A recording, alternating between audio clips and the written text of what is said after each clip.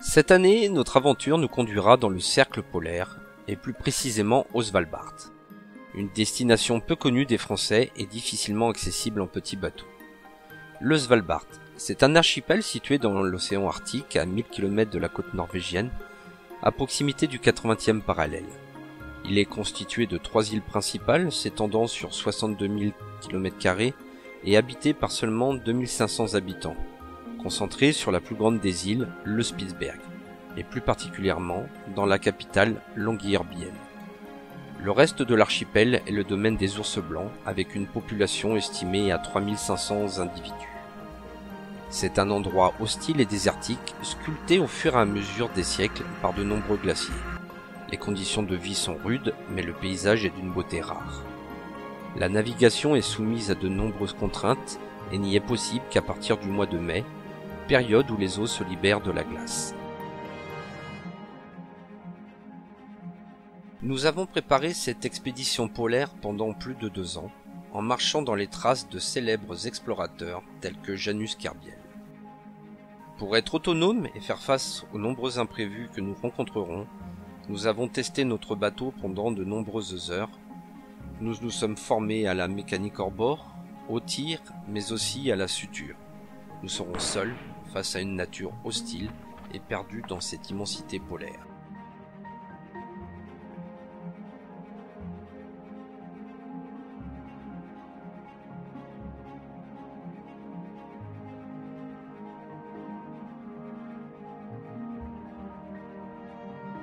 Nous y sommes enfin. Le vendredi 17 mai 2017, nous foulons le sol de Longyearbyen, après 4 heures de vol depuis Oslo. Il fait froid, le paysage est recouvert d'un épais manteau neigeux, il n'y a pas de doute, nous sommes au Spitsberg.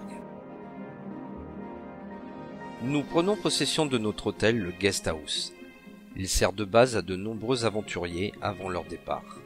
L'accueil est excellent, les chambres sobres et sans fioritures. La ville surplombe l'Avantfjord, le début de notre terrain de jeu. La ville, sous gouvernance norvégienne, est parée sur ses maisons de couleurs ocres et jaune orangé, typiques des pays scandinaves.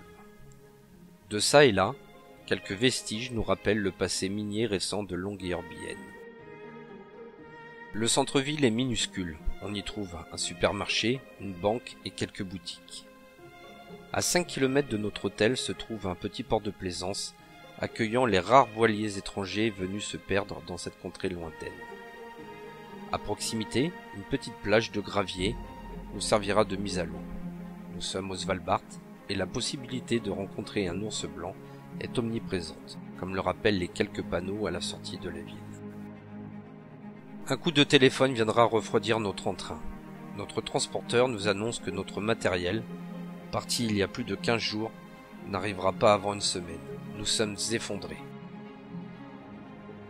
Bloqués sur place, les journées sont longues. Nous visitons Longyearbyen de long en large, mais la ville est petite. Nous en avons vite fait le tour.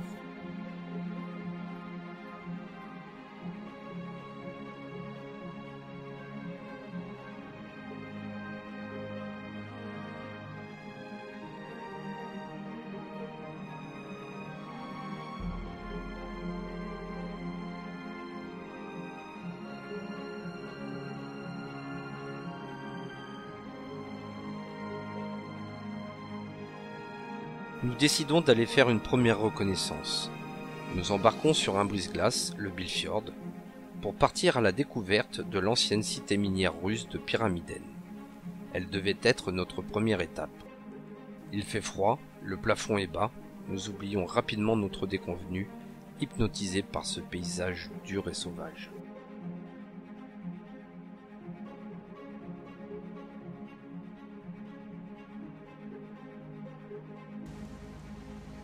Les milles nautiques s'enchaînent. À l'entrée du Billfjorden, nous apercevons les premières plaques de glace à la dérive et les premiers phoques.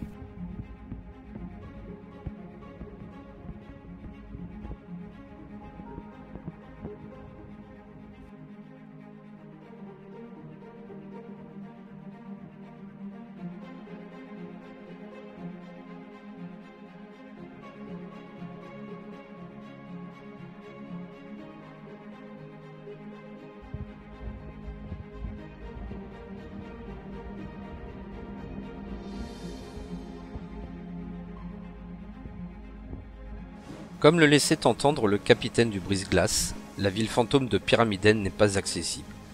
Les températures glaciales de ces dernières semaines ont retardé la fonte de la banquise. Nous essayons malgré tout de nous frayer un chemin à travers la glace.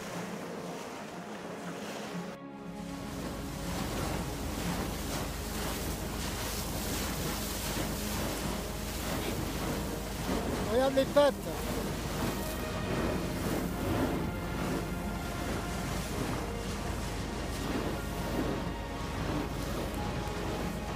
Après plusieurs centaines de mètres, nous sommes stoppés, l'épaisseur de la glace atteignant presque 40 cm.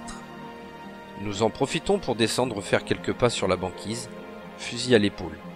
Nous sommes vigilants, nous venons de repérer des traces d'ours.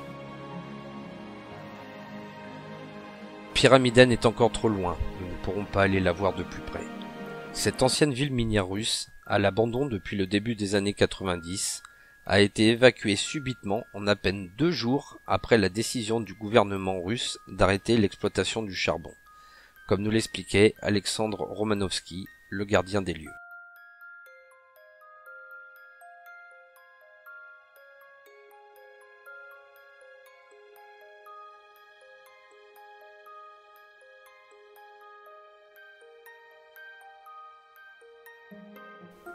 Nous allons enfin pouvoir réceptionner notre équipement. Un rendez-vous est fixé pour le samedi matin devant le bureau du port. Le déchargement de la cargaison prendra plus de 24 heures. Ce temps sera mis à contribution pour préparer notre nouvel itinéraire.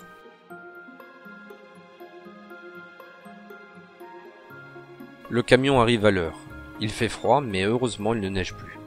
Tout le matériel est là, nous nous attaquons au montage et, comme lors de l'entraînement, l'assemblage de la quille nous donnera du fil à retordre. Regarde.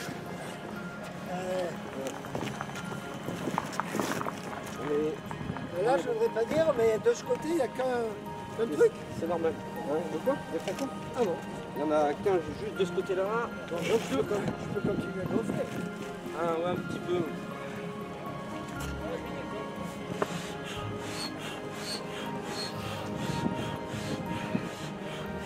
Ils sont numérotés, les planchers, non? Non, on va les retrouver.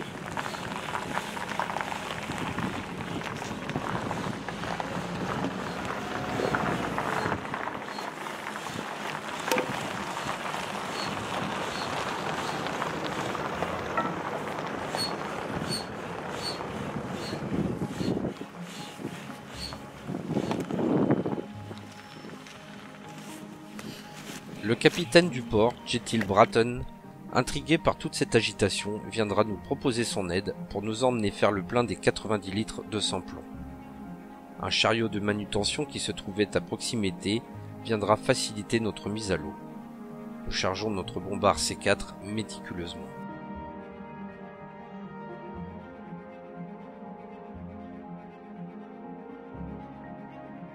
Nous nous mettons en route vers 15 heures en direction de la ville minière russe de Barentsburg, distante de 23 000 nautiques, pour d'une part tester le bateau et être sûr que tout est opérationnel, mais aussi pour faire un premier complément d'essence pour ne pas compromettre nos chances de pouvoir monter jusqu'au St. John Fjord.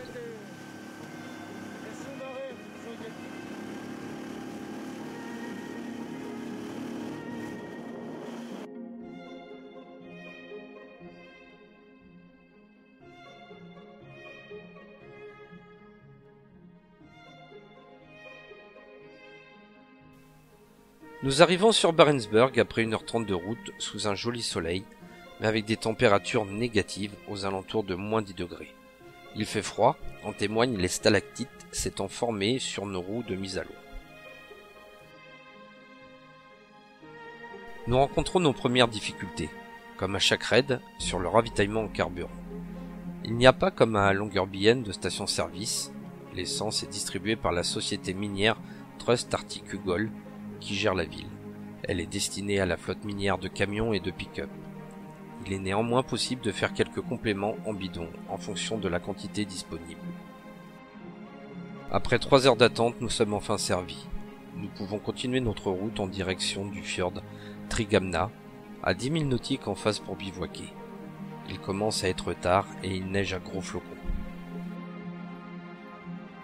Nous trouvons enfin une zone relativement bien dégagée, qui nous permettra de monter notre campement tout en ayant une vision périphérique dégagée afin de pouvoir détecter suffisamment tôt l'arrivée d'un ours et de prendre les mesures conservatoires nécessaires.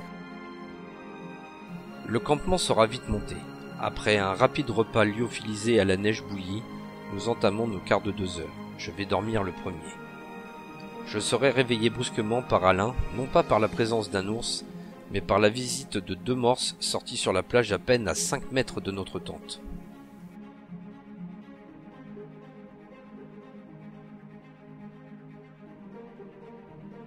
Nous quittons le fjord Immerbukta après une nuit quelque peu agitée. Nous reprenons notre longue remontée en direction du St. John Fjord.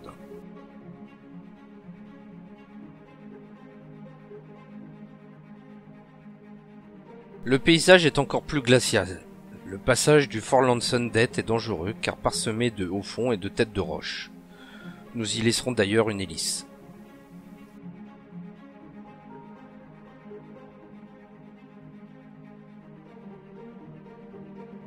Il fait froid et nous nous arrêtons régulièrement pour nous réchauffer. Nous en profitons pour nous détendre les jambes et nous hydrater avec une tasse de thé. Il fait très beau et le paysage est digne d'une carte postale. Nous sommes heureux d'être là.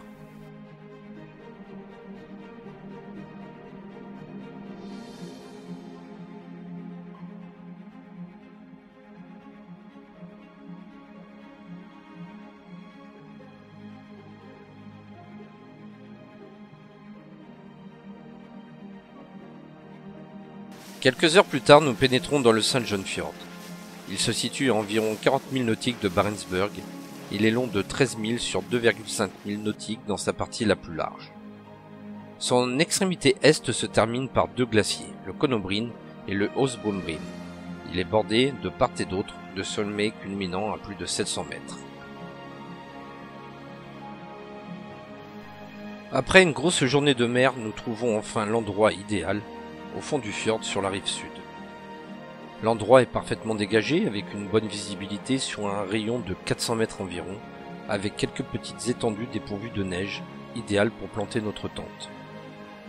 Nous ne mettons pas longtemps pour monter notre campement, nous sommes maintenant rodés. Nous entamons notre reconnaissance des lieux et repérons de grosses traces d'animaux dans la neige. Il nous faut impérativement aller voir s'il ne s'agit pas de traces d'ours. Rapidement, nous identifions les empreintes de rennes, nous sommes soulagés.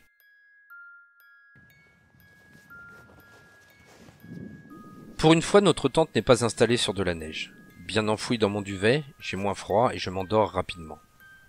2 heures plus tard, c'est à mon tour de monter la garde. Alain se couche, non pas dans la tente, mais à l'extérieur, dans sa nouvelle acquisition, un coussin gonflable avec le vent.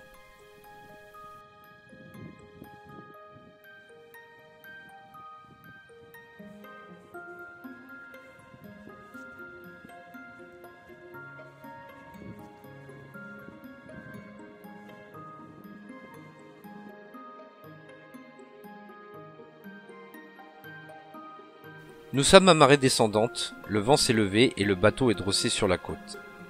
Malgré nos efforts, il finira par s'échouer.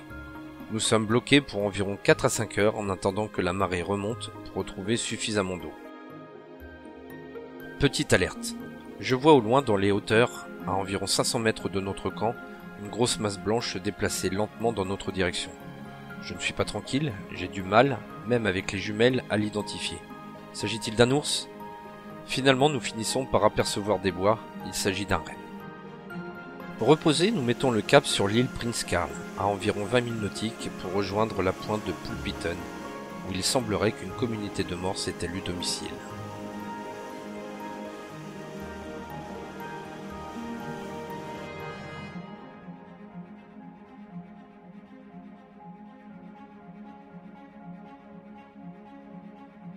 Il est 2 heures du matin, il fait jour en permanence, nous sommes complètement décalés. Nous sommes enfin en vue de Pulpitten, et là la pression monte. Nous nous retrouvons entourés de tous les côtés par des dizaines de morses plus gros que notre embarcation. Nous naviguons prudemment, au ralenti, et nous nous retrouvons face à la plage où se repose toute une colonie de morses, tous plus gros les uns que les autres.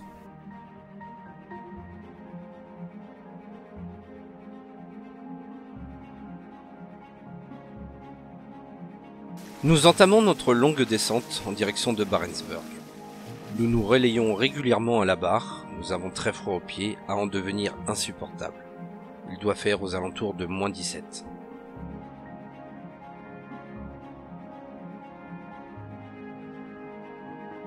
Nous arrivons sur Barentsburg transi de froid. La montée des quelques 400 marches pour rejoindre le centre-ville avec tout notre matériel est un vrai calvaire.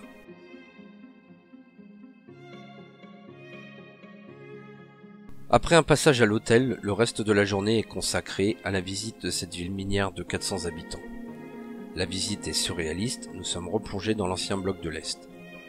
Sur la grande place, au centre de la ville, trône encore le buste de Lénine. Toutes les inscriptions sont en cyrillique et semblent être venues d'un autre temps. Pas de goudron sur les routes, juste des plaques de béton posées les unes à la suite des autres. La vieille ville en bois est laissée à l'abandon et est remplacée dans les hauteurs par des bâtiments béton récents, bariolés de couleurs vives. Nous croisons des camions à la marque et au design inconnu. Il n'y a pas de doute, nous sommes en Russie et je m'attends à chaque seconde à rencontrer Nikita Khrouchtchev ou Mikhaïl Gorbatchev. Les gens que nous rencontrons sont souriants et peu surpris de notre présence. Il faut dire que Barentsburg ne vit plus en autarcie et s'ouvre de plus en plus au tourisme. Des sociétés organisent au départ de Longyearbyen, en bateau ou en motoneige, des visites de la ville.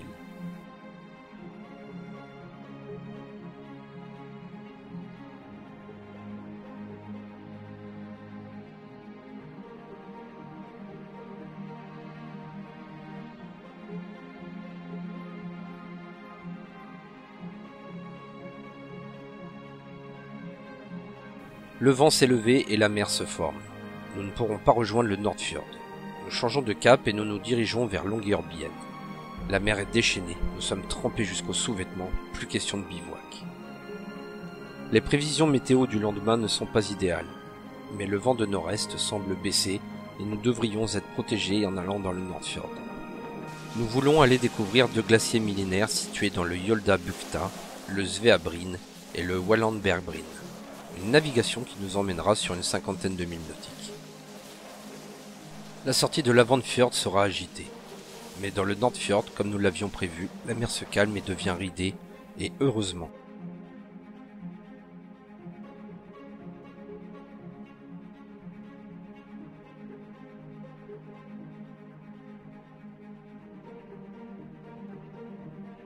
Le spectacle est magique, nous naviguons à faible allure, Alain est à la barre, je suis à la proue, la gaffe à la main pour éloigner tous les grôleurs en travers de notre chemin. Bon, c'est vraiment top. Naviguer dans les petits icebergs, dans les growlers, près d'un voilier, d'un glacier, le top niveau. Le paysage est vraiment à couper le souffle. C'est, ouais, c'est, j'en reste bouche bée, quoi. Il règne une sorte de quiétude. Il n'y a personne. Les bateaux de croisière peuvent pas y venir parce qu'il y a encore des gros morceaux, des petits icebergs qui se baladent et ils aiment pas trop ça. Et vraiment top. Nous arriverons finalement à toucher le pack. C'est une masse de blocs de glace qui se sont détachés du glacier et qui forment un amas compact. Il nous sépare du glacier Wallenbergbrin sur environ 1 mille. Le glacier est splendide et majestueux. Il est large d'environ 2 km et sa paroi abrupte haute d'une 40aine de mètres. Il est d'un bleu particulier, à peine descriptible.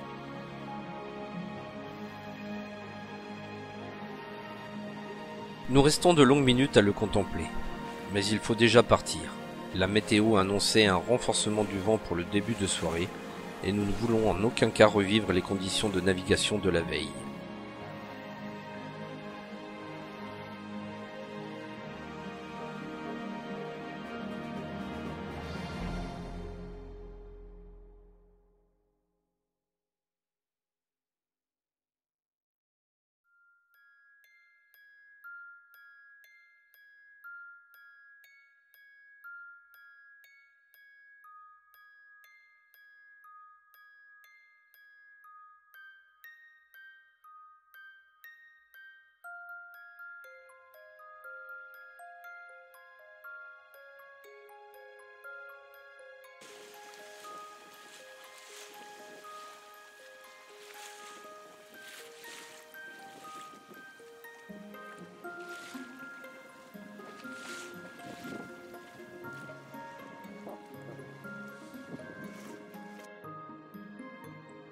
C'est la fin.